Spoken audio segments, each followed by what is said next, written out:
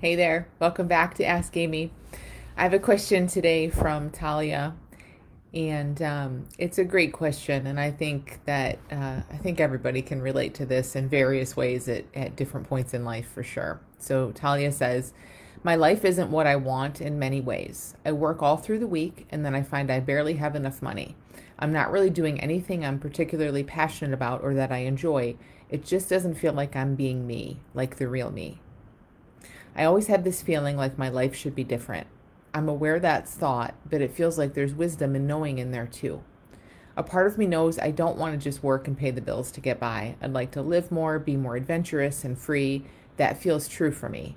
But my life isn't there, and I know willpower doesn't seem to get me there. So I'm wondering if life will lead me to my true nature and the life that I desire the more that I relax into it. I'm curious if the more you explore this and be in this conversation, the more fresh thought comes up, and maybe you start to live more in tune with the real you." So, Talia, I say this often, but I love when people send questions that have the answers baked right in. Like it's very clear. We do that because it's really helpful um, to hear someone else kind of confirm it for us. But almost always across the board, and not just in asking me questions, it's just fascinating to see that we do know, we are listening, we do have a bigger sense of things, and then we have a mind that talks constantly that says, I don't know what to do, how is this going to happen? And we just get a little preoccupied with that. Meanwhile, we do know, and being lived and listening and doing everything we're asking about. So I hear that so much in what you share and how you ask this question. So that's really great to see. A couple things I just want to pull out that I think are really fascinating. This feeling, like you say, it just doesn't feel like I'm being me, like the real me. I always have this feeling my life should be different. Um, I'm aware that's thought, but it feels like there's wisdom and knowing in there too. So I I think that we all feel this often. Maybe I shouldn't say all. I think many of us feel this often, and I think it's a really amazing, beautiful thing because it's true. We aren't being me like the real me. Like you say, I feel like I'm not being me like the real me. We aren't, unless we are. But for the most part, we are living in this constant narrator. We're living in this constant narration. We're identified with thought that says, just be grateful you have a job, or this isn't what I want to do with my life, or this is who I am, or that's who I am, or this is how I should be, or that's who I should be. We live in this constant, like identified with this constant narration. And that has to feel uncomfortable because it's false. It's false. It's not the it's not the bigger truth of things. It's a teeny tiny little conversation playing out in our heads that almost all humans to some degree identify with and just kind of live within this conversation. So when we get these little peaks, and sometimes huge peaks, when we get these nudges, when we get that kind of angst or that heaviness or that discomfort that says something doesn't feel right here, you're so wise to listen to it. And I love that you say, I'm aware that it's thought, but it feels like there's wisdom and knowing in there. Yeah, there is. There is. When life feels heavy and difficult and like it should be something else, the fact, even if that is just a mind saying you should be doing something else with your life, the heaviness of it, the feeling of it is perfect. It's waking you up to show you there's a mind talking in here that we lose everything else for this. We get so hooked into this. It's like this becomes the whole of life, and that's crazy because this is nothing in the big scheme of life. I mean, it's one teeny tiny little conversation playing out. So whenever anyone, I'm saying this for everyone, whenever we have those feelings of something just doesn't feel right, and honestly, if you look, I bet you've been having them since you were a little kid. I know I have. I'm like, this this can't be. This cannot be the whole story. This cannot be the way life works. If you're listening to these videos ever, I know you've had many of these feelings, many of these experiences. They're true. Listen to them. The heaviness, the angst, the this isn't working, the habits, the anxiety, all the stuff that brings us to this is perfect. It's there to wake us up. So, yay, Tahlia. you feeling like your life is not what you want is this amazing, beautiful opportunity to see, okay, where else can I look? Like, what else is there if it's not what I'm living in, the experience I'm in right now? So,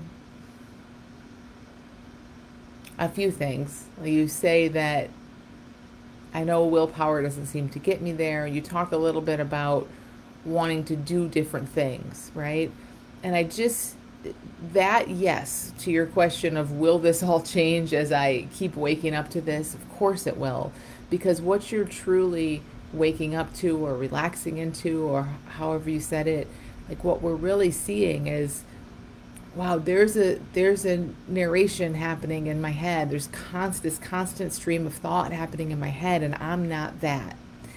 And in that constant stream of thought is opinions and beliefs, and they all have something to do with you. So that's what it's just full of, is opinions and beliefs. And there's nothing real there. And I say that because it's constantly coming and going and moving and changing. It changes throughout a lifetime. It changes in a second, from 1 second to the next. It arises, it's brought to life, and then it's completely gone. It literally doesn't exist. So that can't be real because there's nothing there. Like it's here and it's gone, right? There's nothing to it, really. There's nothing stable or solid or true to it. Your beliefs and thoughts about yourself and your life and who you think you are and what you want to do, they're constantly in motion. So anytime we try to nail those down or hold on to them or cling to them or better them, we're going to get these little nudges that say, wait a minute, something's not right here. This can't be, because I can't do this. I can't hold on to something or better something that's constantly changing because it's not real to begin with. And that's where everything points us. That's where just our whole experience kind of points us. We're so identified with thought that it looks like our only option is to get in there and try to change it. So you don't like how your life feels. Well, the average person, of course, is going to not wake up to the fact that, oh, maybe my life is really just this stream of thought. They're going to say, oh, my life consists of my partner and my job and my home and the city I live in. So let me make some changes there and then I'll feel better. And of course, as you well know, as everyone I think listening to this knows, that ain't going to work. It's totally barking up the wrong tree. Those things aren't the problem. Now, changes there may happen, for sure, but they'll happen naturally as the beliefs are shed, as the opinions are not held so tightly, as the identities, most of all, as who you think you are and your identity starts to loosen up and fall away. That's how other things in your life just tend to change and fall away and refresh, and everything around you can start to look different. But that happens naturally. That's not something you need to set out and change. You want to look toward what this life that you're living really is. And for any of us, when it feels heavy or dissatisfying or limited, it is thought. It is coming and going thought that we've hooked onto, and we've thought, okay, this is just life. This is all there is, and it's not. So I get that, you don't love your work and it doesn't pay well and all of that. Wonderful. But keep looking in the bigger direction, Tahlia, because exactly as you suspect, as you say in here, yes, the job stuff, no big deal. That will totally work itself out. Financial stuff, that's changing all the time. That'll figure itself out. You'll play a role in it. You'll see some new things. You'll make some different moves. Big deal. That'll all happen. But what precedes that is looking beyond these identities, beyond thought, beyond that heavy, I don't feel like myself feeling. And again, everything in life is waking you up to that right this minute. That's why you feel the way you feel. That's what this angst is pushing us to a limit to where we say, okay, something's got to give, because there's no way this is how this is meant to be. And we're right. It's not how it's meant to be. There's so much more available. So on that point, now that's where I know it can sound a little bit vague, just as I talk about it here, but that's our exploration. That's our opportunity to dive deeper into these conversations and really get curious about who you are. You are not these identities that people have given you, that your mind has given you. Of course you're not. They're just like any other thought. They come and go and change all the time, throughout a lifetime, throughout a day. So they aren't even real. They're made of thought. What remains? Who or what is the essence of Tahlia? What's there when your mind is happy or sad or satisfied or dissatisfied? What's there beyond all that? That's what you get to keep relaxing into. And it sounds very profound, and it is very, very profound, but it's also extremely simple. It's not difficult. It's so close. So I know that you know a bit about all of this, how thought works and a sense of what's there beyond it. You keep looking there. Keep reading, keep listening to podcasts, listen to my podcast, read my new book. There's all kinds of other stuff to take in, and just stay on this exploration in any way that works for you. And yes, to your questions, you will see that for sure, as all of this identity stuff, belief stuff, opinion stuff that feels so solid is seen for what it is. It's just thought. As it's seen as thought, it just starts to fall away. And as these beliefs and identities fall away and shed, your life will feel very, very different. And it isn't about changing your job first. All right, awesome. Thank you so much for sending your question.